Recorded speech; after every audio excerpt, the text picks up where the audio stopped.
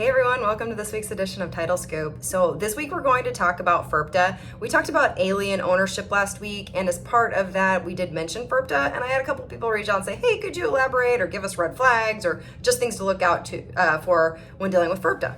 So what is FIRPTA? FIRPTA is the Foreign Investment in Real Property Tax Act of 1980.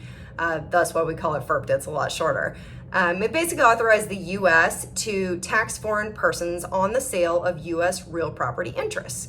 If you ever want to read that act, I wouldn't encourage it, but if you do, you're going to come across some words, and just so that you have an idea, the words you might see the most are disposition, transferee, and transferor. A disposition is essentially the seller getting rid of the property, whether it's through sale, exchange, gift, whatever way they might be doing it. Transferee is the buyer and transferor is the seller. So those are just the terms you might see. How do you know when you should be aware of FIRPTA, when it's going to be involved? The first question is your seller foreign? Now, the IRS is clear that it's the buyer's obligation to determine if the seller's foreign, but obviously because we're the title company or the escrow company, we're going to be one that probably is made aware before even the buyer.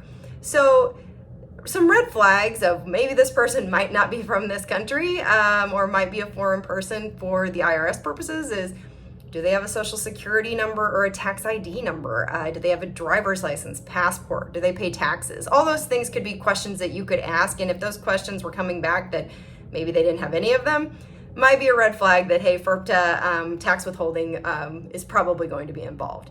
Now, for the most part, it's a 15% withholding from the sales price.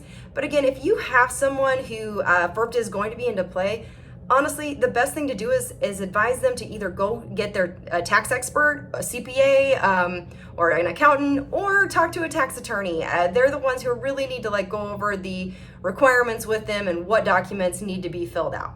Now, there are some exceptions, and this is something that we do see.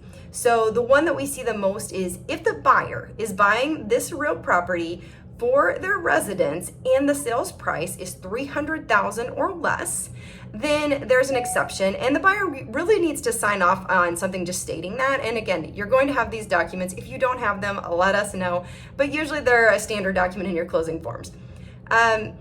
So that's pretty much it. Honestly, like I said, my best advice is if you think it's a foreign person or entity and you're not sure if FIRPTA should be involved or if there should be a withholding, don't try to give advice. Just tell them to get with a tax expert, get with a tax attorney, and that way you get all the forms you're supposed to get as well.